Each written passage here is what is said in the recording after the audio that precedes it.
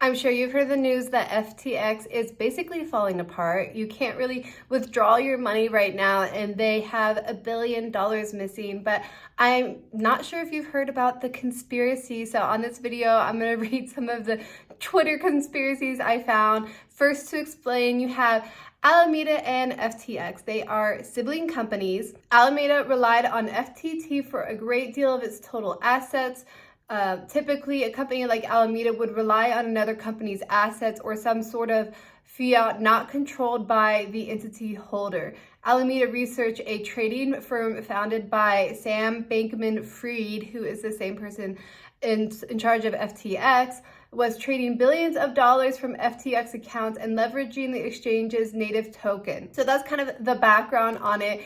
Interesting thing, so SBF, who is the CEO of FTX, and then you have Caroline, who's the CEO of Alameda Research. So let's get into it. I have from Gainsey on Twitter saying FTX breaking every rule ever and then doubling down and trying to steal clients' funds. This is beyond greed. No one rational, once caught, would resort to this, especially residing in the Bahamas, which is akin to handing yourself over. So SBF is hiding in the Bahamas, but let's keep going.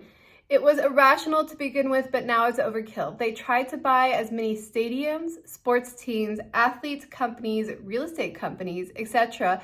as they could, knowing they default while making themselves as public as possible and cozying up to DC. Transparent attempt at max damage. Wow, yeah, that's true. There's like the FTX stadium in LA. Let's look at everyone else caught. SIFU fled to Dubai. Wow. 3AC fled to Dubai. Do Kwon fled, whereabouts unknown. And SBF gets caught, then exchange gets hacked, then attempts to steal clients' fund with no attempts to flee to the Bahamas. Absurd. This is a fugitive behavior, 100% Fed involved. At some point, having lost $10 billion, knowing full well you'll be caught, having a net worth of zero, but access to $1 billion in liquid assets, you'd have a contingency wherein you'd escape to a sovereign nation with no extradition laws. Self-preservation is a human tactic.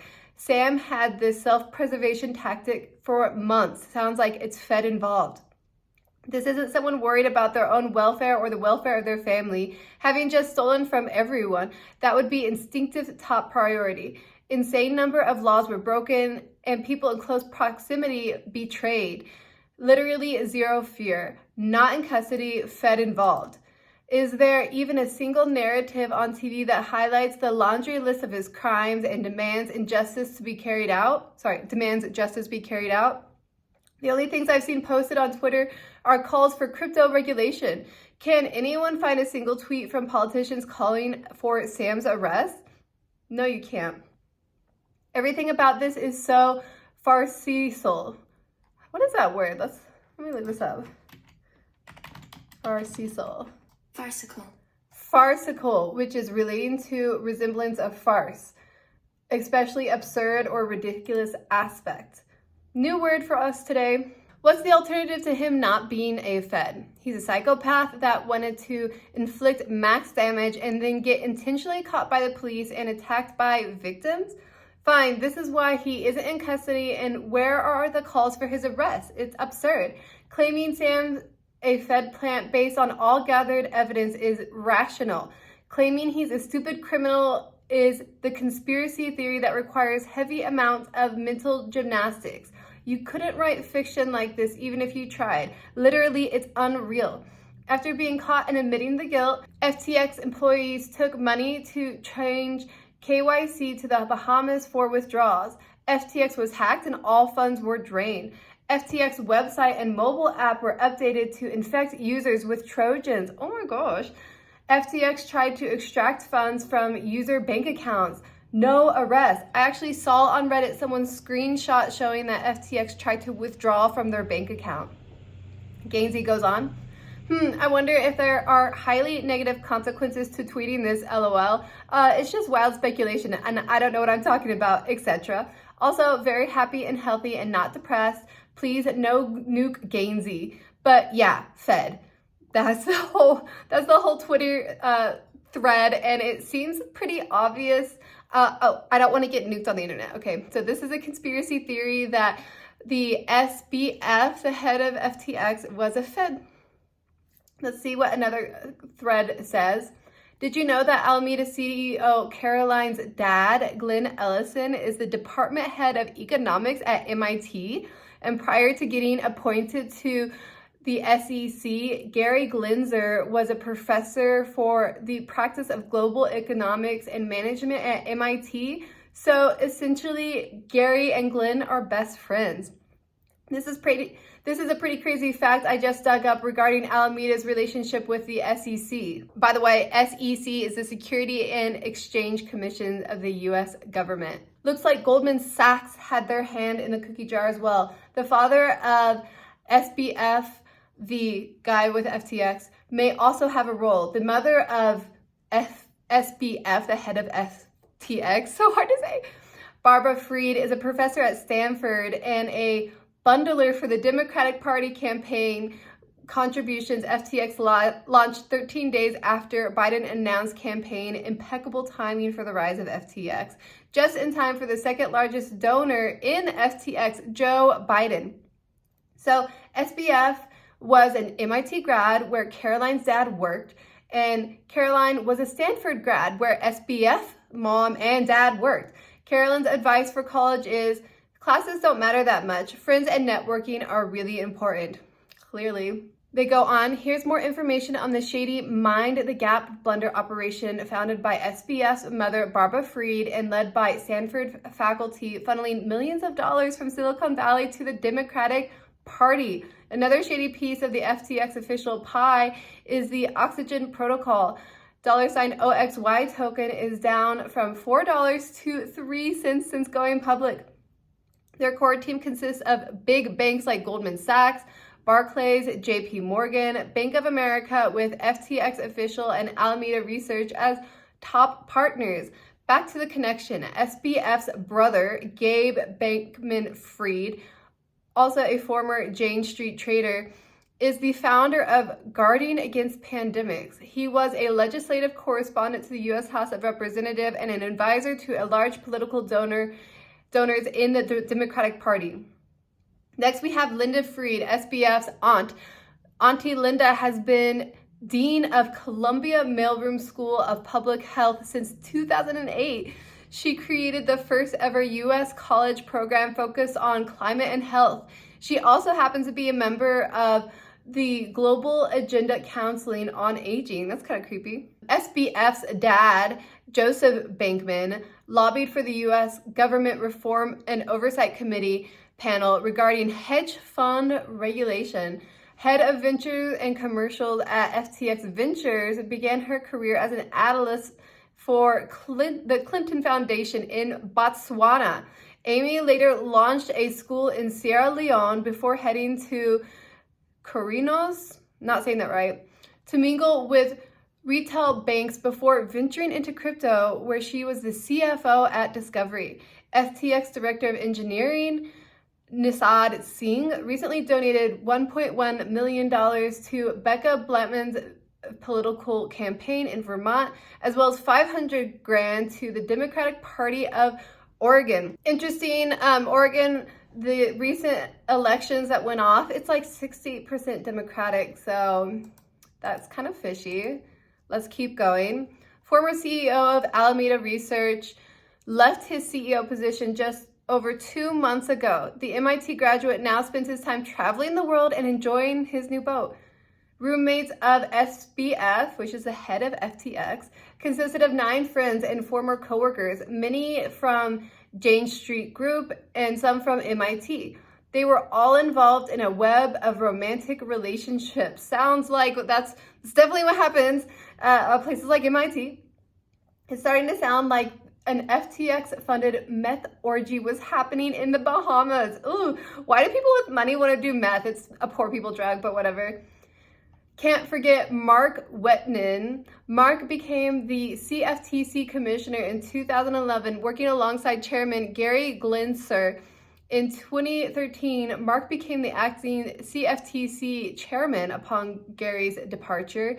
He was later hired by FTX as head of policy and regulation. Incredibly convenient. In this CNBC article from earlier this year, SBF FTX says he could spend upwards of $1 billion on the 2024 election. It's looking more like there was serious money laundering going on, sending money from FTX to the Democrats under the guise of altruism.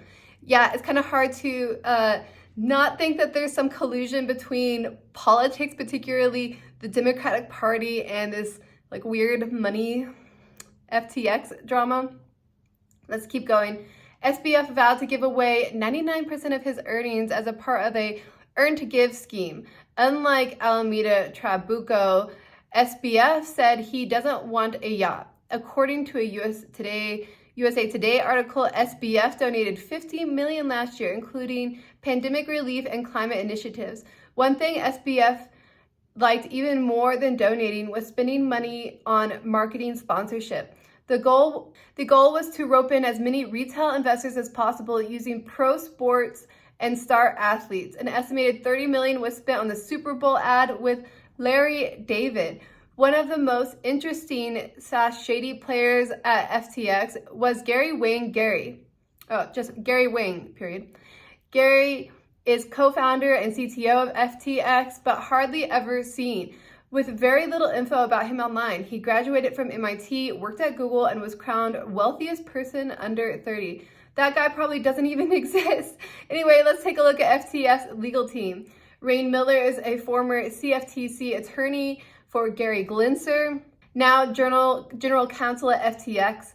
Trevor Levine is now senior counsel at FTX, formerly a contract attorney at the Justice Department. So FBF just resigned from his CEO position at FTX, and guess who just stepped into the new CEO position? Former Enron chairman and bankruptcy pro, John J. Ray III. John also served as senior managing director at Greylock VC, among many other things. So it sounds like the new CEO knows that there's a bankruptcy coming. Just yesterday, SBF made a tweet claiming FTX was unaffected by the fiasco and 100% liquid. 24 hours later, FTX, Alameda Research, and 130 other affiliated companies filed for Chapter 11 bankruptcy in the US. Last year, FTX official acquired Ledger, which became FTX US Dervis. According to LinkedIn, Ledger ex-CEO and co-founder Zach Dex was on the CFTC Technology Advisor Committee from 2018 to 2020. CFTC approved Ledger X to be a futures clearinghouse in 2020. I actually have a Ledger, so kind of nervous. According to Gigantic Rebirth and GCR Classic, Alameda / FTX played the role of OTC counterplay for large future bets on Donald Trump winning the 2024 US election.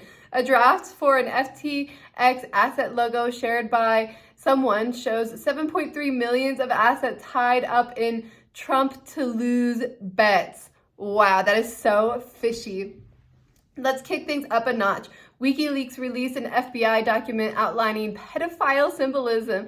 The B logo is eerily reminiscent of Alameda Research logo. Remember, we're talking about 10 well-connected youngins screwing each other in the Caribbean penthouse.